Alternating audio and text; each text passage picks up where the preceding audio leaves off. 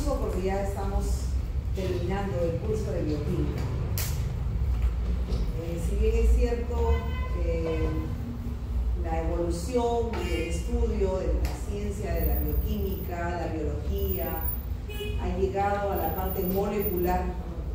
Este último capítulo casi se enfoca en el conocimiento de la estructura y el funcionamiento molecular de nuestras células.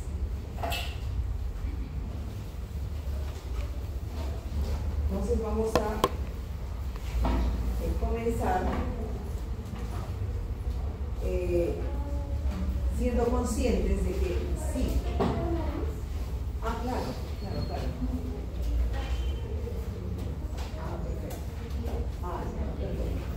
Entonces, somos conscientes de que una de las ciencias, de las ramas de la ciencia que más ha aportado y ha tenido un impacto enorme en la comprensión de la vida misma ha sido la genética, que está relacionada directamente con los ácidos nucleicos, estructuras pues, moleculares ubicadas en el núcleo de la célula.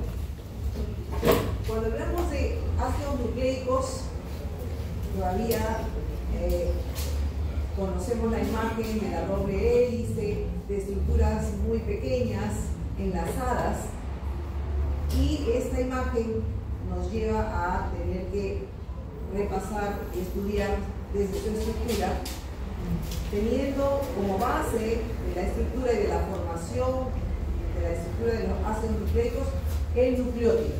El nucleótido es el ladrillo, son los ladrillos para la construcción de los ácidos nucleicos. Es la unidad básica que tiene tres componentes: la base nitrogenada, el azúcar, que es una pentosa, y el grupo fosfato. Cuando a esta estructura se le omite el fosfato, esta estructura se llama nucleósido. El enlace que hay entre la base nitrogenada y el azúcar es un enlace glicosílico, a diferencia del enlace que une al grupo fosfato con el azúcar, es un enlace fosfoéster. La base nitrogenada, tenemos 4 bases nitrogenadas en la estructura del ADN y 4 bases en la estructura del ARN, que se dividen por sus características químicas en bases úricas y en bases pirimidínicas. Acá vemos 5. El ADN está conformado por la adenina, guanina, citosina y timina. Cuando hablamos de ARN, esta timina se reemplaza por el uracilo. Y entonces siempre se manejan las 4 bases principales para la estructura de estos dos ácidos nucleicos. Aquí tenemos las 4 que corresponden al ADN y que se unen entre ellas a través de enlaces de hidrógeno. La estructura de doble hélice corresponde a la parte central, las bases nitrogenadas, y las zonas externas, la columna de azúcar y el fosfato, que le dan pues estabilidad a esta estructura. Aquí están los 4 nucleótidos principales que forman pues las moléculas del nucleótido, y cada 3 bases nitrogenadas se genera un aminoácido, la estructura de un aminoácido. Por ejemplo, la glutamina está formada por guanina, adenosina, adenina, y citosina. Este es nuevamente el esquema de la estructura del nucleótido, conformado pues por la base nitrogenada, el azúcar y el grupo fosfato. Volvemos a mencionar la estructura de las bases principales que corresponden tanto al ADN como al ARN. ¿En qué consiste la molécula de pentosa que forma parte de esta estructura? Está unida con el fosfato y con la base hidrogenada en la zona externa de la estructura del ácido nucleico de la parte de la hélice. Como mencioné, esta estructura de azúcar y de fosfato le da la estabilidad. Existen dos tipos de azúcares que conforman la estructura del ADN y del ARN. En el ARN tenemos la desoxirribosa y en el ARN tenemos la ribosa. El grupo fosfato es el otro componente de este nucleótido y va unida a la ribosa. Dependiendo del tipo de nucleótido, puede adicionarse un fosfato, dos fosfatos o tres fosfatos. La estructura compuesta por la base nitrogenada y la ribosa se denomina adenosina. Y cuando tiene en su estructura la adición de un fosfato, está entonces conformándose el adenosín monofosfato, que es el AMP. Cuando son dos moléculas de fosfato, que es el adenosín difosfato, es el ADP. Y cuando son tres fosfatos, obtenemos la molécula que sabemos interviene en todas las vías metabólicas, que es el ATP, adenosín trifosfato. El fosfato se une en este carbono de la ribosa, que es el carbono 5 dentro de esta estructura. ¿Cuál es la comparación que tenemos en cuanto a la estructura de las purinas y las pirimidinas, que son los dos tipos de nucleótidos? Las purinas están conformadas por dos anillos, a diferencia de las pirimidinas, que solamente tienen un anillo. Ya hemos mencionado que las purinas corresponden a la adenina y la guanina, mientras que las pirimidinas tienen a la citosina, a la timina y al uracilo, reemplazándose según corresponda el ADN con la timina, y en el caso del ARN contiene en vez de la timina el uracilo. Ambos comparten la función básica, esencial, primordial, que son componentes tanto del ARN como del ADN, vale decir, componentes de los ácidos nucleicos. Las funciones de esos nucleótidos parten pues de que son estructuras, son componentes de la estructura de ambos ácidos nucleicos y por lo tanto son los que contienen la información genética que va a transmitirse, ¿no?, en la división celular, en la replicación del ADN. Y esos nucleótidos, además de ser parte de la estructura de los ácidos nucleicos, intervienen también en la regulación como segundos mensajeros dentro de todos los ciclos, como el AMP cíclico, la guanina monofosfato cíclica, que también ustedes han visto parte integrante de todos los procesos importantes metabólicos que existen. También los nucleótidos tienen la función de contribuir con la energía que le dan, que proporcionan, que intervienen en las distintas reacciones. Hemos mencionado que en muchas ocasiones le decimos la moneda energética y su representante principal, el ATP. Esos nucleótidos también son componentes de una serie de coenzimas más importantes, la nicotinamida dinucleótido o la flavin adenina dinucleótida y el CoA. Entonces, como vemos, estas bases, esas estructuras importantes, primarias, intervienen de manera general en muchos de los procesos y de las estructuras importantes de los ácidos nucleicos. ¿Cuáles son las propiedades de estos nucleótidos? Son solubles en agua, porque tienen una característica polar que le da su estructura, que ahora vamos a repasar. Los fosfatos le dan una carga negativa y por lo tanto esa característica hace que tenga una afinidad o su característica corresponde a una solubilidad en el agua. Absorben la luz ultravioleta, llegan a absorber esta luz hasta una longitud de 260 nanómetros y la estabilidad de estos nucleótidos es variable. Cuando estos nucleótidos se acoplan ya en la estructura del ADN o del ARN, son estables. Sin embargo, cuando quedan libres, pierden esa estabilidad. ¿Cómo se desarrolla la síntesis de estos nucleótidos? Existen dos vías.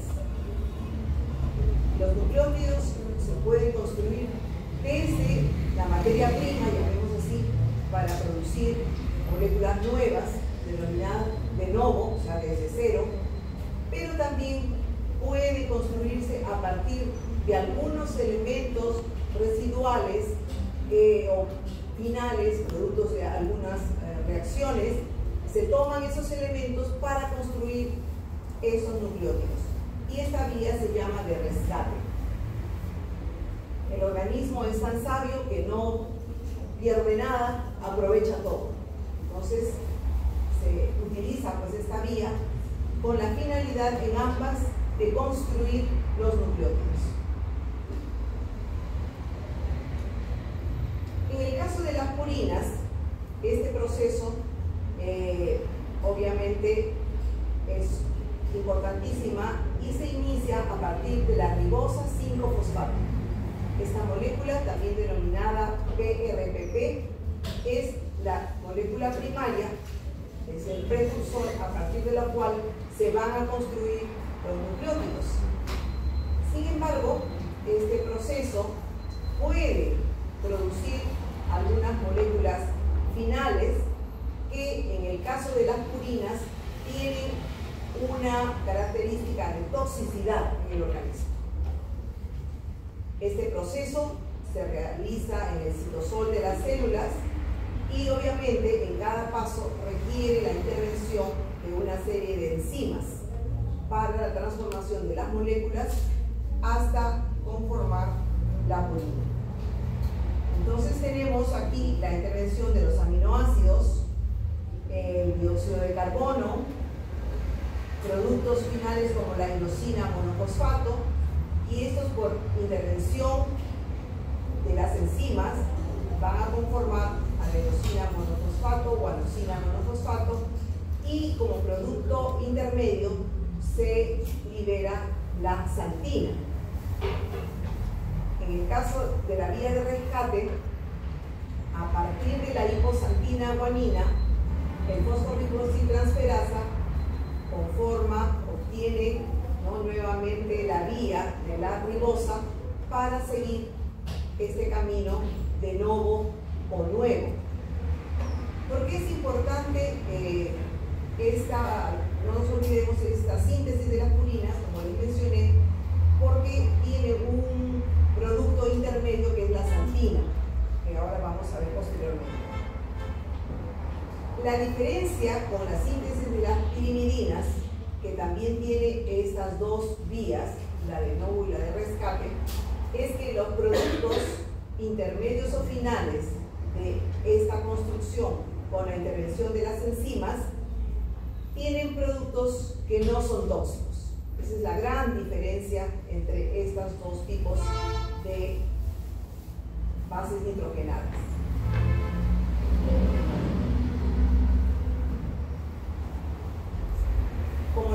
mencioné, en la construcción del nucleótido y en su catabolismo existen algunas sustancias de degradación, como en el caso de las purinas, que son las santinas.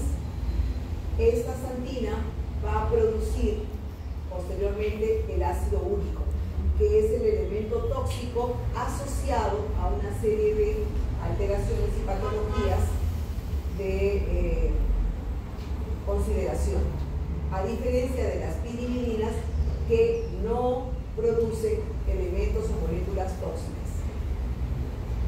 El producto de degradación de las purinas, como les mencioné en láminas anteriores, es la santina, precursor del ácido úrico. En el caso de las pirimidinas, es la beta-alanina o la beta-aminoisobutirato. El producto final de las purinas es el ácido úrico, asociado a la hiperglicemia y a la presentación de la gota.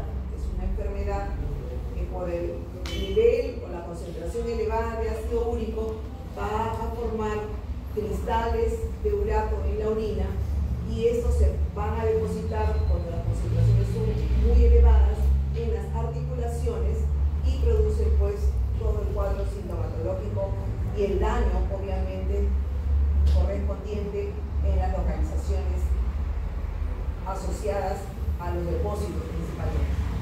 En el caso de las pirimidinas, el producto final es la beta-alanina o la beta-aminoisobutirato, que no son tóxicos.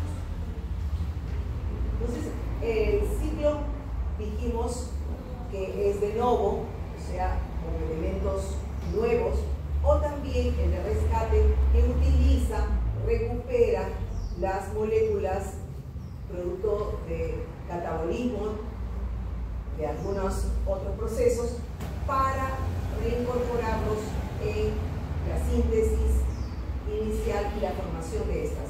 Vale decir que las purinas y las pirimidinas pueden ser de origen exógeno y de origen endógeno, siendo el origen endógeno los reciclados de elementos, productos de una serie de síntesis o procesos catabólicos que liberan moléculas utilizadas en la síntesis de estas moléculas.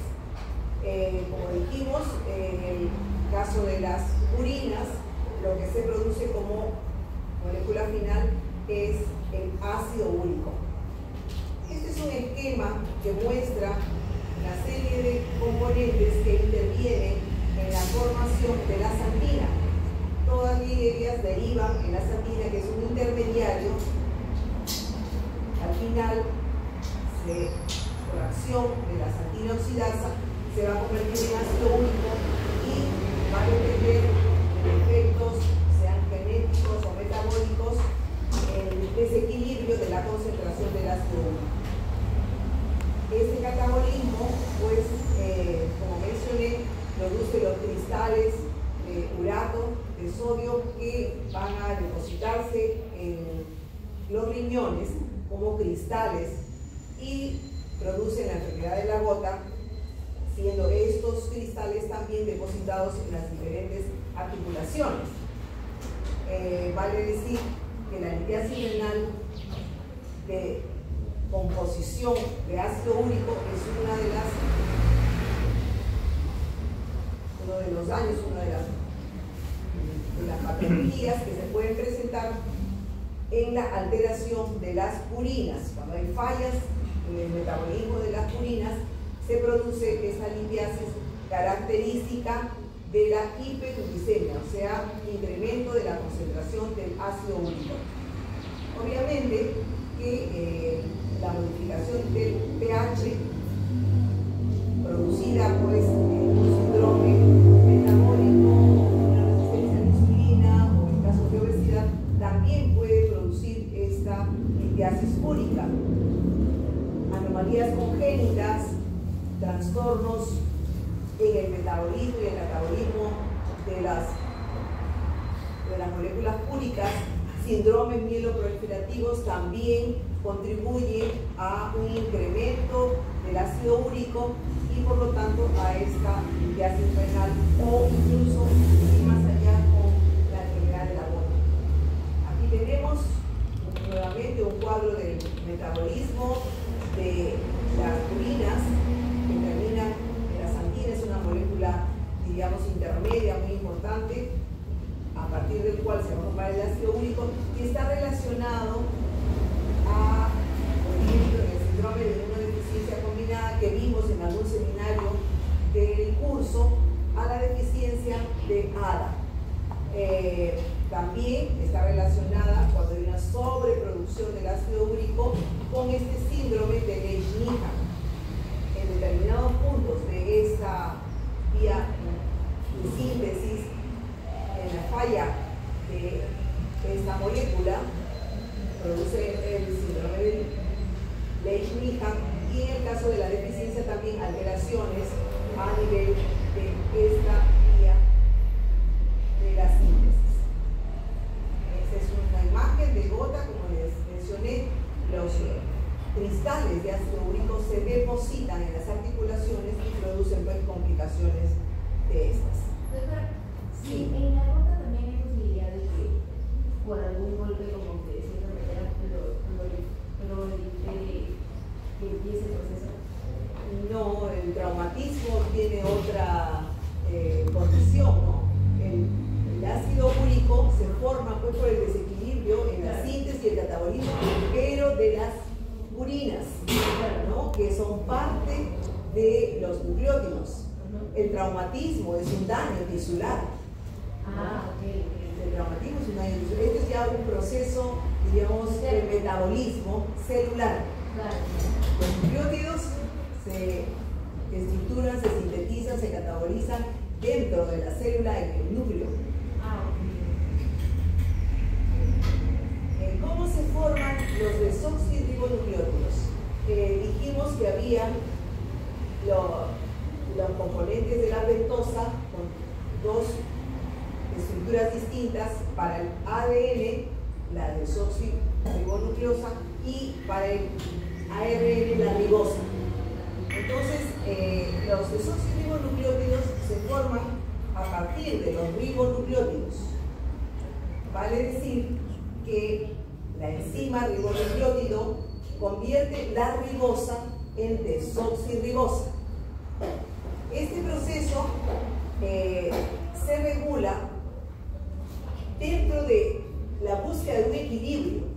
Vale decir que se producen los nucleótidos cuando hay necesidad de construir los ácidos nucleicos. Si ya hay una cantidad suficiente para esta construcción, entonces se inhibe la síntesis, la producción de esos nucleótidos. Vale decir que son procesos que tienen una regulación. El funcionamiento de nuestro organismo no es al azar. La búsqueda final es la homeostasis, que todo funcione de una manera equilibrada, de una manera perfecta, porque cada vía metabólica, cada molécula tiene su función e interviene en ellas con esta función.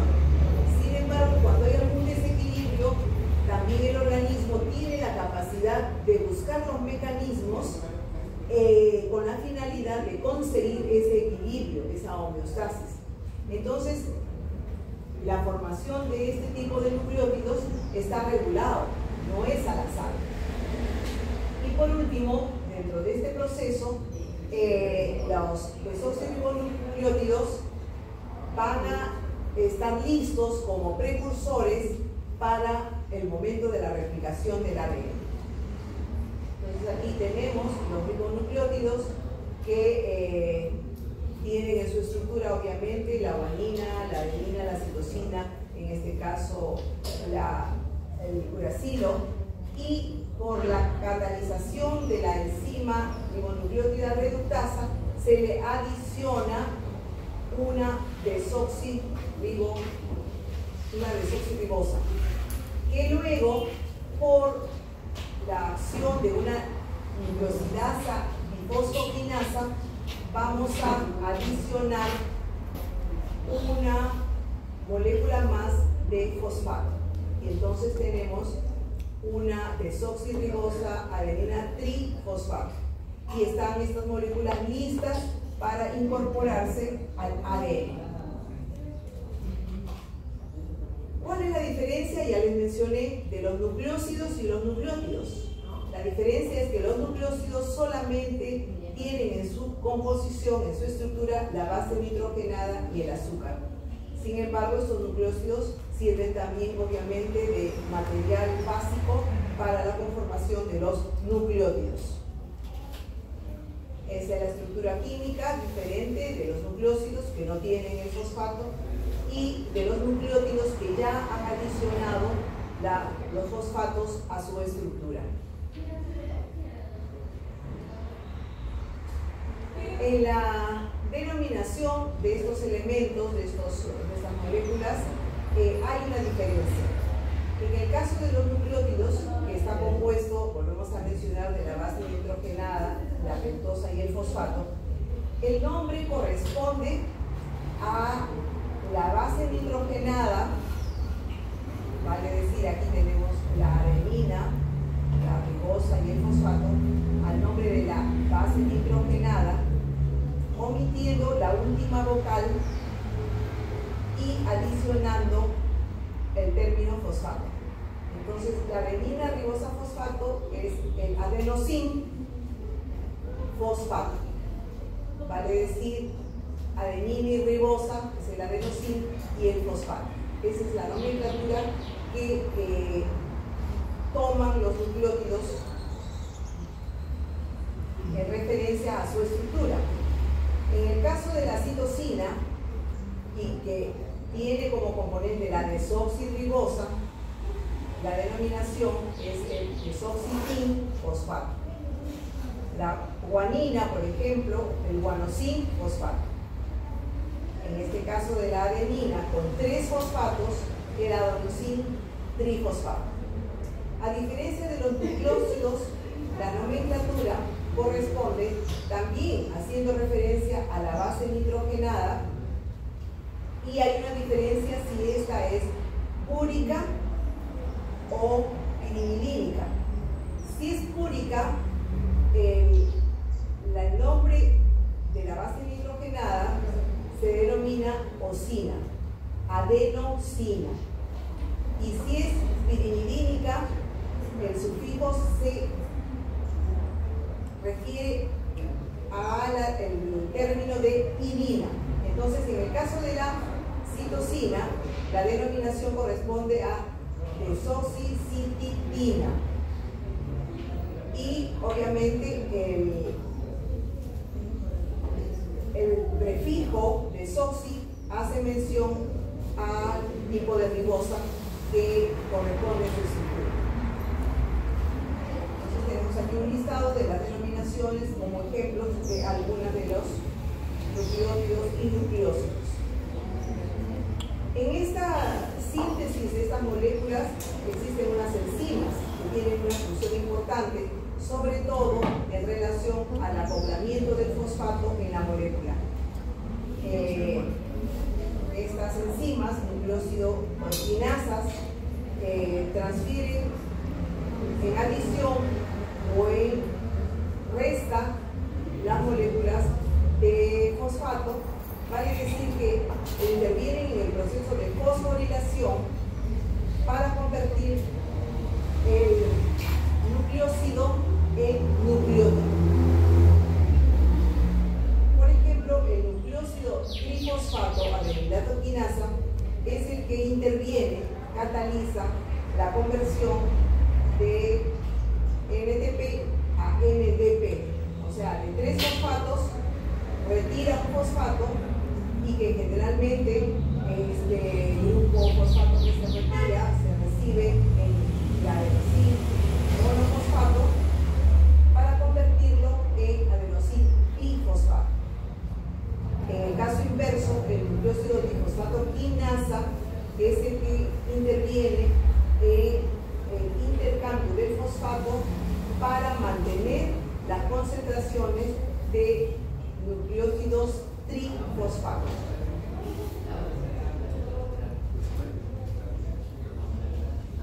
Estas enzimas nucleotídicas juegan un papel muy importante en el metabolismo de los ácidos nucleicos en general. Tienen muchas funciones, siendo la principal, interviene en la replicación del ADN, también interviene en la reparación del ADN. Diríamos, la estructura y el funcionamiento no es al azar. El funcionamiento tiene también posibilidades de un control de calidad, llamemos así. O sea, existen moléculas que supervisan, vigilan que el proceso se desarrolle de manera óptima. En algunos casos que pudiesen haber fallas, también existen moléculas, enzimas, que favorecen la reparación de estas moléculas, o sea, la corrección. Estas enzimas que intervienen en esta parte del proceso son las enzimas ADN polimerasas. Las otras enzimas nucleotídicas que también son importantes son las ARN polimerasas, que actúan en el momento de la transcripción del ADN. O sea, cuando el ADN se abre en sus hélices, o sea, comienza la replicación y va a transmitir, va a transferir la información a la molécula de ARN. En esa fase del proceso, las ARN polimerasas intervienen. Estas también intervienen en la degradación del propio ADN. Vale decir, cuando hay una descomposición en la parte de la replicación, se desintegra, ¿no?, la estructura que conocemos y quedan los nucleótidos libres para la conformación de las nuevas cadenas. En esa fase, las ARN polimerasas están actuando. Las enzimas, estas enzimas nucleotídicas intervienen pues en la síntesis para expresar los genes que se van a transmitir al ARN, y son específicos estos genes. Estas enzimas también codifican, ¿no?, estos genes, o sea, dan la información a estos genes para el proceso, sea de transcripción, que es el momento en el que el ADN da al ARN la información, o de traducción, que es el siguiente paso en el que el ARN con la información transmite, interpreta y contribuye a la formación de las proteínas como parte del código genético. También interviene en la expresión génica. Vale decir que todas nuestras células tienen el mismo material genético. Sin embargo, la característica de cada gen se expresa, se evidencia dependiendo del tipo de célula. Por ejemplo, el gen que codifica, que tiene la información para la producción del ácido clorhídrico, todas nuestras células tienen ese gen, pero ese gen se expresa ¿en dónde? ¿En dónde está presente y dónde se produce el ácido clorhídrico? En el estómago. Entonces, ese gen de las células del estómago es donde se expresa. Pero ese gen está en el sistema nervioso. Pero en el sistema nervioso no se produce el ácido clorhídrico.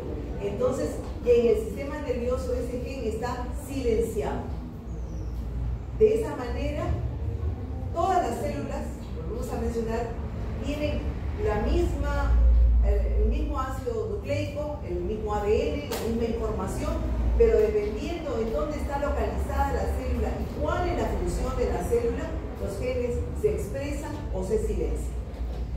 Eso corresponde a la expresión génica. También estas enzimas forman parte de la regulación, dependiendo, dijimos que la replicación, la transmisión de la información va a depender de la necesidad, ¿no?, de la división celular. Entonces, esas enzimas vemos que son sumamente importantes y intervienen en varias de las características que hay. Estas enzimas tienen una aplicación, el conocimiento, ¿no?, de todas estas moléculas nuevas, y no solamente en su estructura, sino en su característica y en su función, nos ha servido para aplicarla, por ejemplo, en la biología molecular. La biología molecular nos ha dado la oportunidad de conocer con más detalle el funcionamiento, la expresión de las células a través de las enzimas. Entonces existen muchos procedimientos de biología molecular que estudian pues estas enzimas. También el conocimiento de estas enzimas y la intervención que tienen en las diferentes fases de la síntesis de los ácidos nucleicos nos ha servido para aplicarla a la medicina y asociarla y conocer la etiología de muchos errores genéticos que producen las alteraciones, mutaciones u otro tipo de alteraciones a nivel del ácido nucleico, pero que como consecuencia se manifiestan como enfermedades. Y también el funcionamiento de estas enzimas nos ha permitido generar, construir moléculas farmacológicas que actúan a estos niveles, bien suprimiendo o bien sustituyendo su función para manejar una serie de enfermedades. Se ha avanzado mucho en este aspecto en el tratamiento, por ejemplo, del cáncer, ¿no? En el tratamiento del cáncer, muchos de estos fármacos, de estos quimioterápicos, actúan a nivel de estas enzimas, inhibiéndolas o promoviéndolas. El método Texaco es un quimioterápico muy utilizado para el tratamiento de muchos procesos neoplásicos y actúa inhibiendo la síntesis del tetrahidrofolato, que es sumamente importante para la formación del timidilato sintasa. Esta enzima, entonces, va a ser inhibida por esta molécula farmacológica para evitar la progresión de la neoplasia que está presente en un individuo. Cuando vimos la síntesis de las purinas y las pirimidinas, vimos que se iniciaba a partir de esta molécula, la 5-fosforibosil-1-pirofosfato. También es conocida sintetizando con estas siglas, y es una molécula sumamente importante que, diríamos, da punto de partida para el metabolismo de tanto de las purinas y las pirimidinas, vale decir, de los nucleótidos, de la base nitrogenada de los nucleótidos. Es un intermediario en la vía de las pentosas. Ustedes ya han visto, ¿no?, en el desarrollo del curso, la vía de las pentosas, que a partir de la glucosa 6-fosfato existen una serie, ¿no?, de fases, de intervenciones para conformar la ribosa 5-fosfato. Entonces, a partir de esta ribosa 5-fosfato es que se van a construir los nucleótidos, coenzimas y obviamente los ácidos nucleicos. La función principal entonces de esta 5-fosforibosil-1-fosfato es la síntesis de los nucleótidos. Vale decir que a partir de esa molécula se van a construir, ¿no?, los nucleótidos. Y estos nucleótidos son pues los ladrillos que conforman los ácidos nucleicos. También participa en la biosíntesis de la histidina y del triptófano.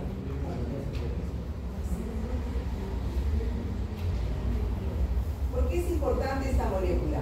Porque esta molécula es el que dona a las bases nitrogenadas la ribosa, ¿no?, en la síntesis de ambas bases nucleotídicas, y va a catalizarse pues por la sintetasa PRP para producir el ATP, que ya hemos mencionado, es un nucleótido muy importante, energético, utilizado en las diferentes vías.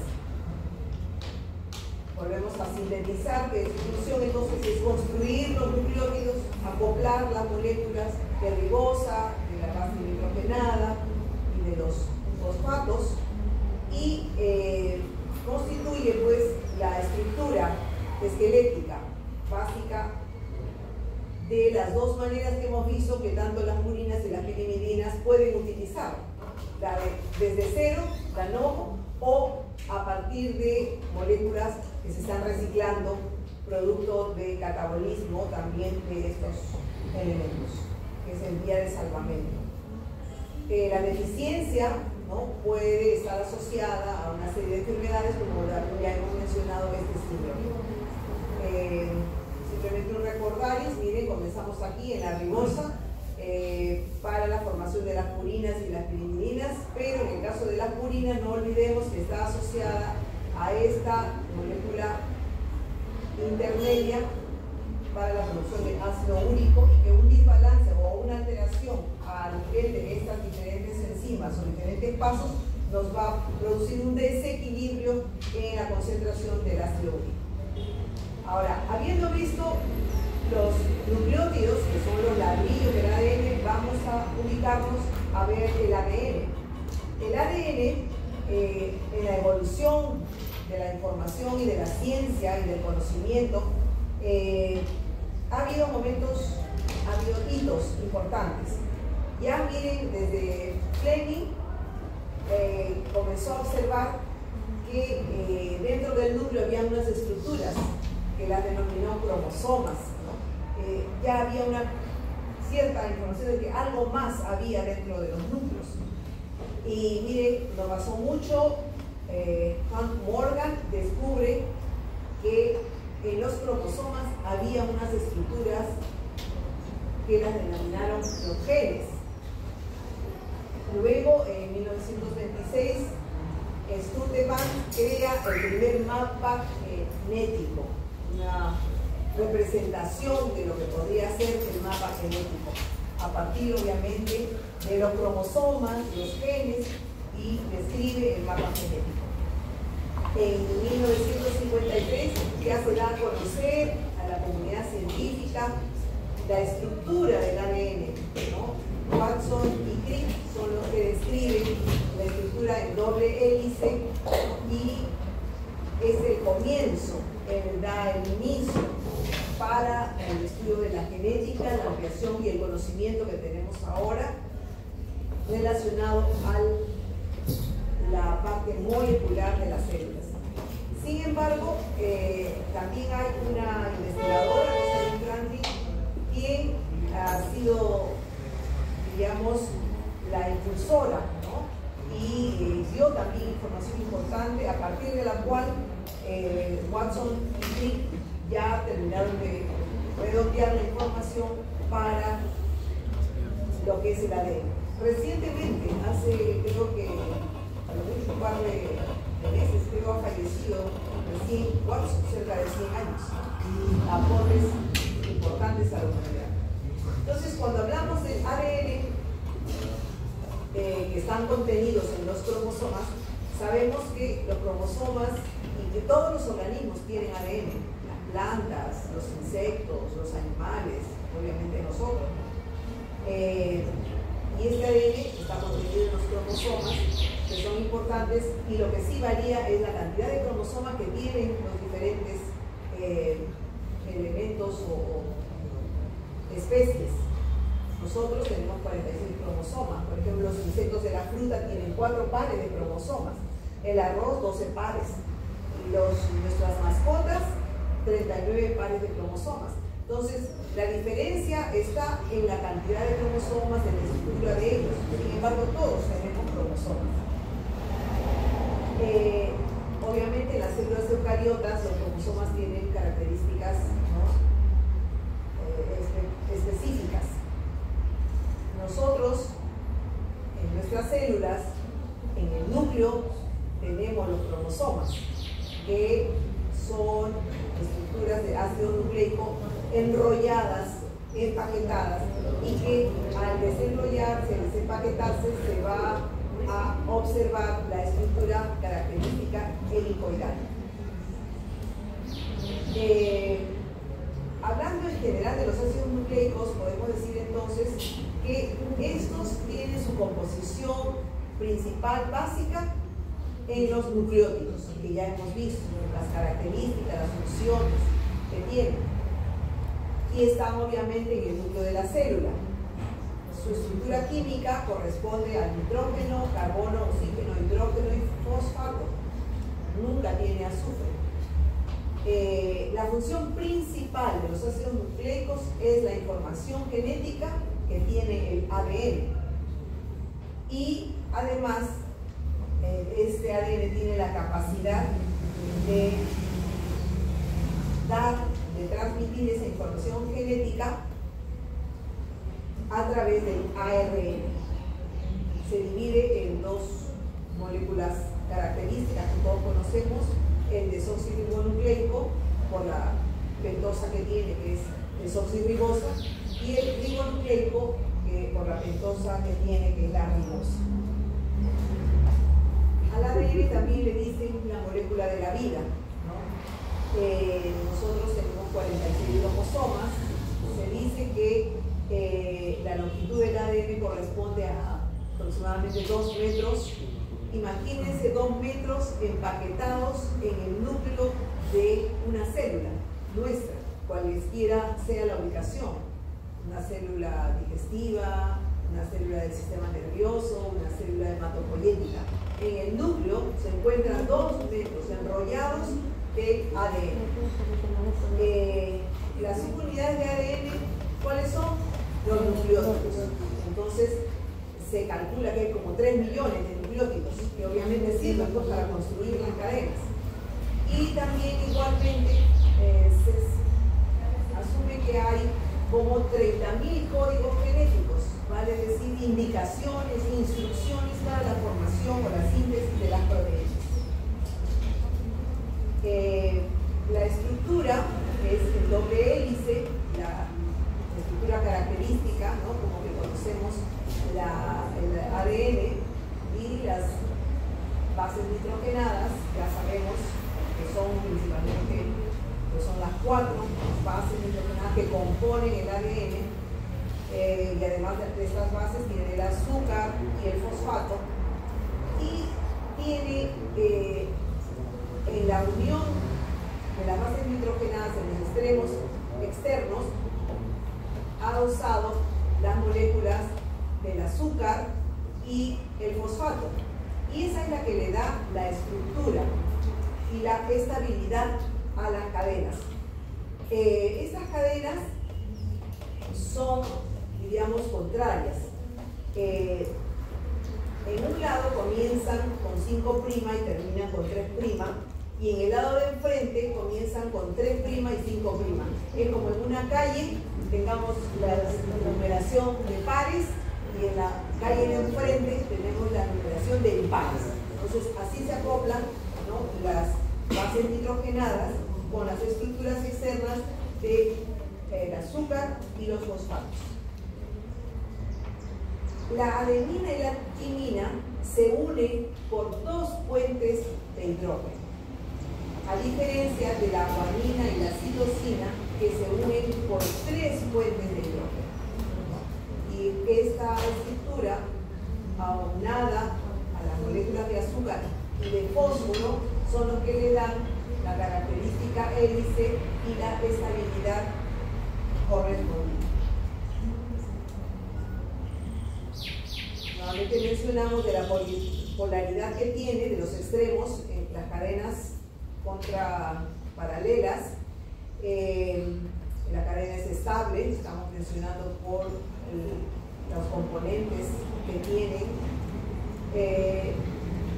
El cromosoma, cuando se desenrolla, tiene algunos empaquetamientos que van en las histonas, que son proteínas. Estas histonas son las que le dan esa estructura y le facilita el empaquetamiento en el cromosoma. Cuando desenrollamos el ácido nucleico y el ADN, cada cierta porción, cada cierta región se denomina gen. Vale decir entonces que los 2 metros tienen varios genes, muchos genes, dependiendo del cromosoma. Aquí nuevamente nosotros nucleótido, ahora cada cierto segmento, cada cierta sección es el gen, se enrolla en las histonas que sirve para darle estabilidad, para facilitar el enrollamiento y también a su vez sirve para entregar la información, ceder la información en el momento de la replicación. Esta estructura va empaquetada en el cromosoma que se localiza en el núcleo de la célula. Este enrollamiento de la histona, de la hebra del ácido nucleico en la histona se denomina nucleosoma. Aquí está un poquito más desarrollado el plegamiento del ADN. El cromosoma son las hebras de cromatina que enrollan en las histonas. Cada histona envuelve alrededor de 140 a 150 pares de bases del DNA y forma el nucleosoma. Como dijimos, el nucleosoma sirve para darle estabilidad, pero también forma parte o interviene en la transcripción, cuando en el momento del ADN entrega la información al ARN. Entonces tiene localizaciones estructurales para escribir, para leer o para corregir esa transferencia de la información. Cada 6 nucleosomas se denominan solenoides, que son pues los que dan la estabilidad a las masas de cromatina, principalmente. Vamos a repasar la replicación del ADN. Yo creo que ustedes ya en biología han visto, ¿no?, la replicación del ADN. La replicación del ADN va a darse, sí o sí, está relacionado a la división celular. Si no hay división celular, no hay replicación del ADN. Entonces, como condición indispensable es que la célula esté lista para dividirse y entonces también el ADN se prepara para replicarse. En primer lugar, las enzimas, hay enzimas que tienen como función desenrollar la hebra del ácido nucleico. Enzimas que separan las dos hebras del ADN.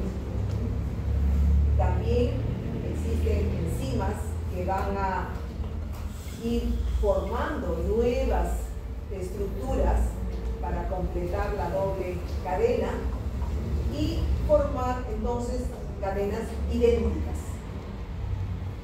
Esos son los 4 tal vez pasos principales o de secuencia que tiene la replicación.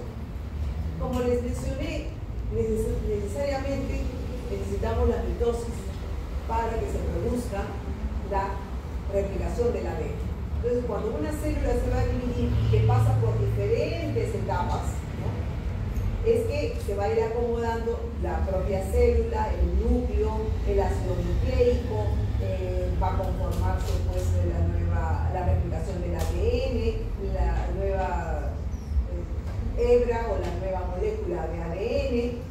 Y es importante conocer que en esta etapa de profase es en donde determinados exámenes nos permiten observar en el microscopio a los cromosomas.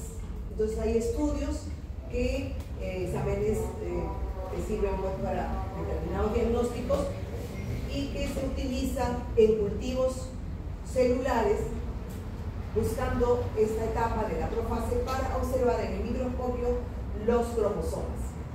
Ya en la prometafase va a desaparecer la membrana nuclear y en la metafase se van a observar estos cromosomas de manera separada y va a facilitar, va a permitir distinguir algunas alteraciones cromosómicas que nos ayuda a determinados diagnósticos. Ya al final de este proceso, es la anafase, los cromosomas están separados, ¿no? Listos para que la célula se divida y tenga su juego de 46 cromosomas cada uno. Volvemos a mencionar nada más que la mitosis es indispensable para que se produzca la replicación celular. La replicación, del ADN va a producirse en la fase S, dentro de la mitosis. Este es un esquema que nos alcanza la comprensión de qué es la replicación del ADN. Ya hemos visto que necesitamos que la célula esté preparada, necesite dividirse. En ese momento también el ADN va a comenzar su trabajo para replicarse. La enzima helicasa es la enzima encargada de separar las hebras del ADN. Una vez que esta helicasa va separando las hebras, se separa en la hebra, le denominan líder, una de ellas, y la otra le denominan rezagada. La hebra líder construye con la ADN polimerasa la hebra paralela a partir de nuevos nucleótidos y va construyendo la nueva hebra por los puentes correspondientes, va construyendo en el sentido en el que trabaja la helicasa. En el diagrama podremos decir que de derecha a izquierda va la helicasa abriendo las hebras y la ADN polimerasa también de derecha a izquierda va colocando los nuevos nucleótidos, va uniéndolos con los puentes característicos o necesarios para formar la nueva hebra similar a la otra. ¿Qué ocurre con esta otra hebra que es la hebra rezagada? Se va construyendo la cadena antiparalela en sentido contrario y utiliza generalmente nucleótidos de residuos sueltos y los va construyendo por segmentos, por fragmentos. Ese fragmento es denominado los fragmentos de Okazaki. Entonces, la velocidad con la que se construye esta hélice, la segunda hebra de esta hebra separada, es más lenta que la que se construye en la cadena líder. Estos fragmentos de Okazaki necesitan de otra enzima, que es la ADN ligasa, para asegurar la unión, la estabilidad y la estructura de la nueva composición de esta ADN. Sin embargo, también interviene la ADN polimerasa uniendo los nucleótidos que correspondan para generar una hebra similar a la que encontró, la que se separó. Como mencionamos, ¿no? Comienzan en el 5 y terminan en el 3.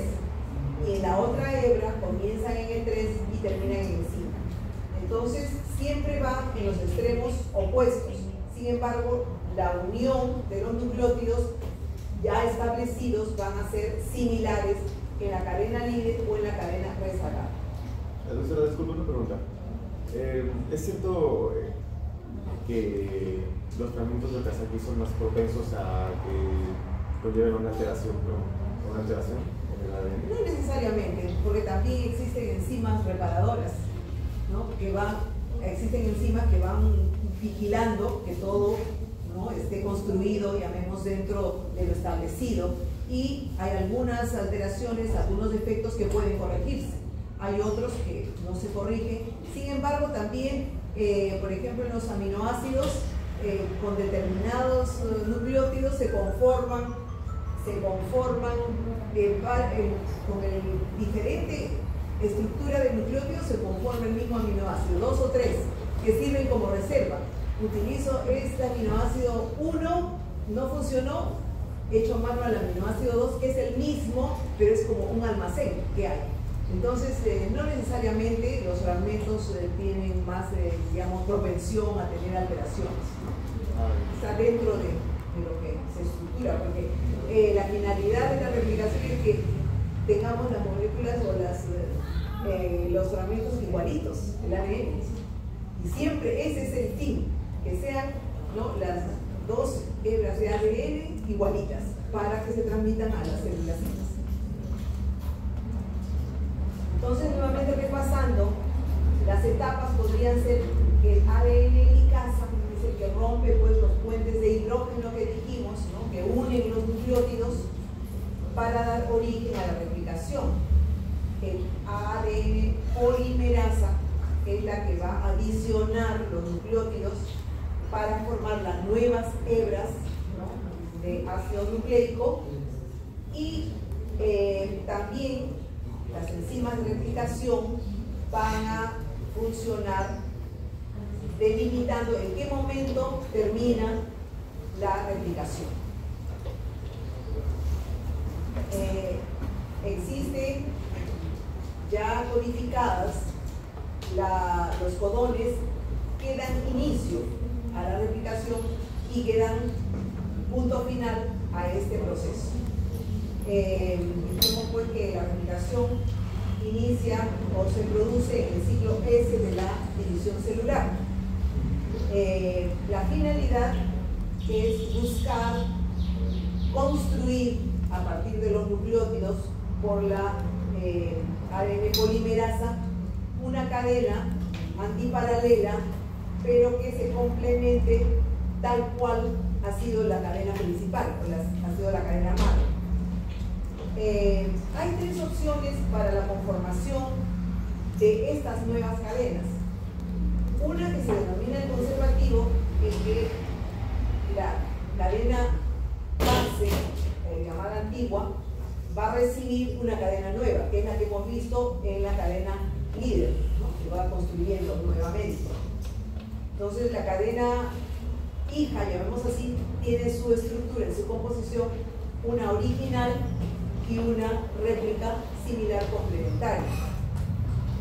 En el caso de la replicación dispersiva, se forman los segmentos nuevos y antiguos, se combinan. Podríamos decir que el fragmento de Okazaki es el que va recogiendo algunos nuevos, algunos antiguos para formar esta otra hebra complementaria.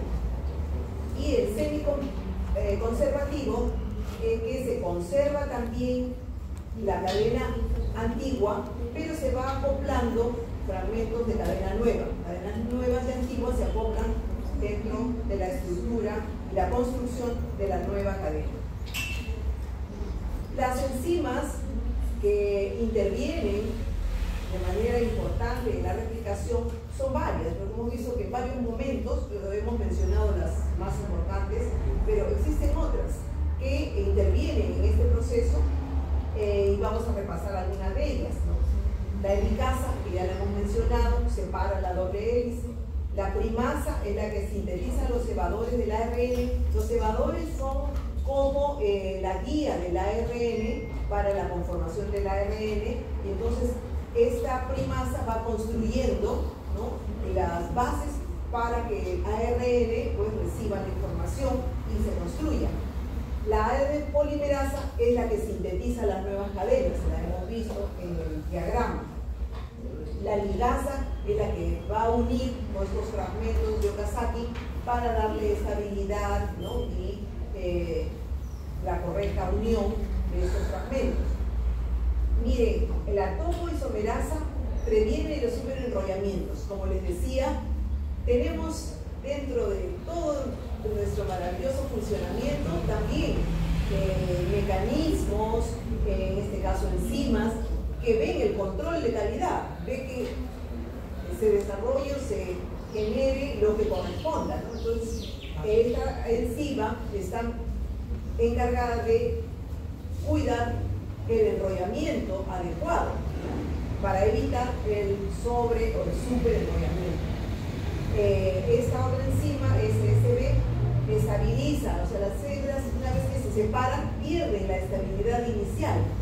Pero miren, hay alguien que cuida que estas hebras no se terminen de desagregar, sino que se conserven como tal para poder recibir obviamente la construcción de la nueva hebra. La telomerasa alarga los telómeros en los cromosomas en el momento determinado, en las células determinadas. Todo el funcionamiento, toda la estructura de nuestro maravilloso organismo no es dado al azar, todo está sumamente establecido. Entonces, nuevamente aquí, repasando, ubicándonos en las enzimas que se han mencionado, las ADN polimerasas intervienen pues en la construcción, la helicasa es la que está abriendo, la topoisomerasa también está interviniendo en el control del sobreenrollamiento que empiece a haber. Estos son la primasa para los cebadores del ARN. Entonces son las principales, ¿no? A la ligasa que está uniendo estos fragmentos. Entonces son las principales enzimas y cada quien tiene su función y su participación en este proceso de replicación celular. Y como les mencioné en algunos momentos antes, que todo este conocimiento de las enzimas, de las funciones, han servido pues para el desarrollo farmacéutico, sobre todo en los tratamientos para enfermedades neoplásicas, ¿no? Porque van a buscar intervenir inhibiendo o estimulando las enzimas que intervienen en el metabolismo de los nucleótidos. O sea, a ese nivel es que se producen las moléculas farmacológicas. Y con eso, obviamente, el tratamiento del cáncer. Porque, ¿qué ocurre en el cáncer? En el cáncer hay una expresión de una multiplicación celular desordenada y exponencialmente multiplicada. Entonces, lo que se quiere es inhibir esa multiplicación y se hace a través de la inhibición de las enzimas para que esa multiplicación obviamente no se dé pues clínicamente. El alopurinol, por ejemplo, va a intervenir en la santina oxidasa, que ahí vimos la santina, que era un intermedio en el metabolismo o en la síntesis de las purinas. Entonces ahí va a actuar, ¿no? Y por ejemplo se usa ¿para qué? Para el tratamiento de la enfermedad de gota. Dijimos que la santina producía pues, ¿no?, el ácido úrico. Entonces para la gota se utiliza ese medicamento. ¿Y dónde actúa? A nivel enzimático. La azacerina inhibe la glutamina aminotransferasa y ya va dirigida a la multiplicación celular como anticancerígeno. También el fluoracilo es un quimioterápico. Esta trabaja inhibiendo la hidrato sintasa, también una enzima importante. El metotrexato y la minopterina van a inhibir el hidrofolato reductasa y también un quimioterápico en tratamiento de cáncer principalmente. Dijimos que hay puntos ya establecidos para dar inicio a la replicación y puntos también determinantes para dar el fin de la replicación. Ya son puntos establecidos. Entonces, en esta primera parte que hemos visto los nucleótidos, sus funciones, sus estructuras y cómo conforman el ADN, vamos allá a seguir con el genoma humano. Entonces, ¿el genoma qué es? El genoma ya viene a ser el conjunto de los ácidos nucleicos, ¿no?, que tiene la información necesaria, está en los cromosomas, en el núcleo celular, y que esta información que tiene el genoma corresponde a la transmisión de la herencia, ¿no?, a través de los genes, y también a la construcción y el mantenimiento de la génesis, o sea, de la estructura de los ácidos nucleicos y de todo lo que contiene. La característica del genoma es que incluye todo el ADN y todo el ARN que conforman, ¿no?, que son parte del núcleo de nuestras células. Tienen los genes y la secuencia, o sea, segmentos que también están establecidos, no son al azar. Y también tienen algunas regiones denominadas reguladoras, o sea que no tienen la información para transmitir, pero sí su función es regular, controlar todo lo que está ocurriendo. A hay también unos genomas extracromosómicos, pero sobre todo en otro tipo de organismos como las plantas. En total, el genoma humano contiene aproximadamente 20.000 a 25.000 genes que están ya específicamente determinados para codificar las proteínas. Nuestra estructura en general principalmente es las proteínas. Tenemos proteínas en todos nuestros sistemas. De estos genes están identificados 19.000, ¿no? Hay algunos con secuencia completamente conocida, otras con algunas descripciones generales, y los genes, sabiendo en qué cromosoma están, son alrededor de 11.419. O sea, cuáles son y en qué cromosoma se encuentran ubicados. Entonces aquí tenemos los cromosomas y todas estas rayitas, estas estructuras internas podrían ser los genes. Y en cada gen, que tiene una numeración, tenemos aquí un número de genes localizados en cada cromosoma, que es variable. Cada cromosoma tiene un número determinado y tiene el gen específico en ese cromosoma. No son, como digo, al azar, todo está establecido. ¿Por qué es importante el genoma? Porque determina nuestras características genéticas, ¿no?, individuales. También nos ha permitido el conocimiento del genoma, nos ha permitido el conocimiento del funcionamiento o de las alteraciones a nivel de los cromosomas, de los genes, para asociarlos a una serie de enfermedades que antes se llamaban huérfanas, ¿no?, o enfermedades que no se conocían, se veía a la clínica, pero no se asociaba a ningún nombre, a ningún síndrome ni a alguna patología. Pero sin embargo, ya conociendo el genoma, conociendo los genes, conociendo las alteraciones, podemos darle nombre y apellido. Muchas de las enfermedades tienen incluso el nombre o el apellido de los científicos que han descubierto la enzima, el mecanismo, para asociarla a enfermedades diferentes, ¿no? También nos sirve este conocimiento para la farmacología, que ya hemos mencionado. Y existen actualmente ya al alcance una serie de técnicas, ¿no?, que nos permiten secuenciar los genomas.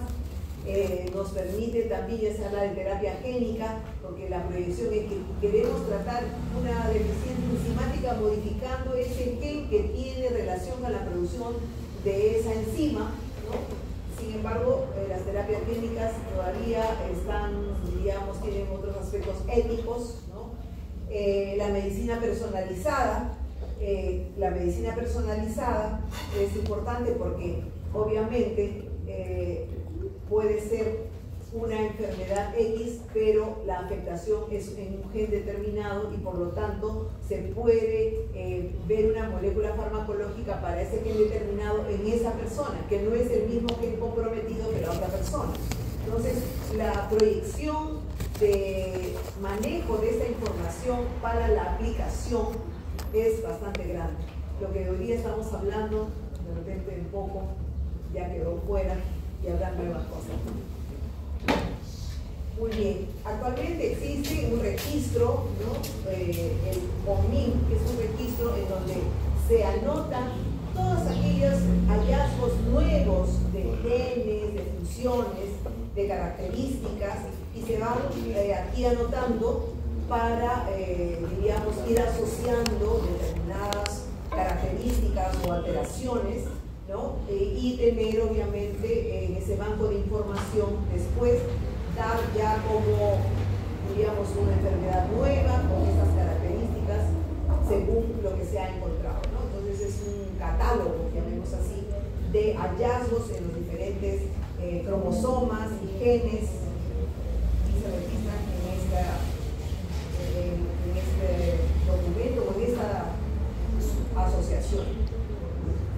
Bueno, el gen. ¿Qué es el gen? Es un segmento del ADN que va a regular la producción del ARN y va obviamente también transmitir la información.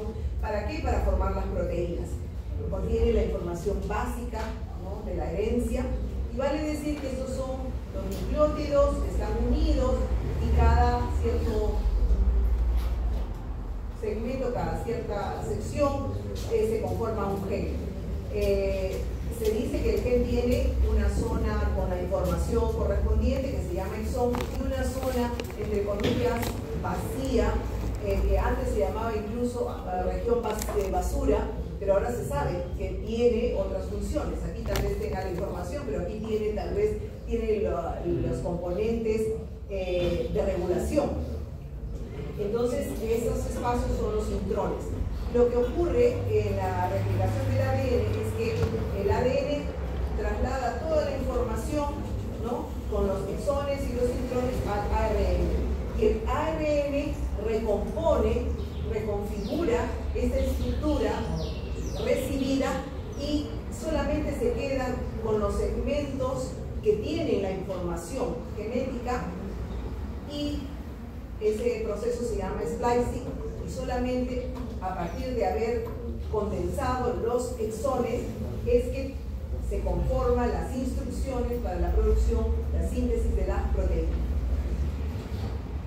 Acá tenemos los exones y los intrones en este esquema, y inicialmente en un ARN, diríamos, inmaduro o primario, está completa, y cuando sufre este proceso de eliminar los intrones y quedarse solamente con los exones, también se denomina el ARN mensajero, digamos, maduro, porque se queda con las regiones que se van a expresar.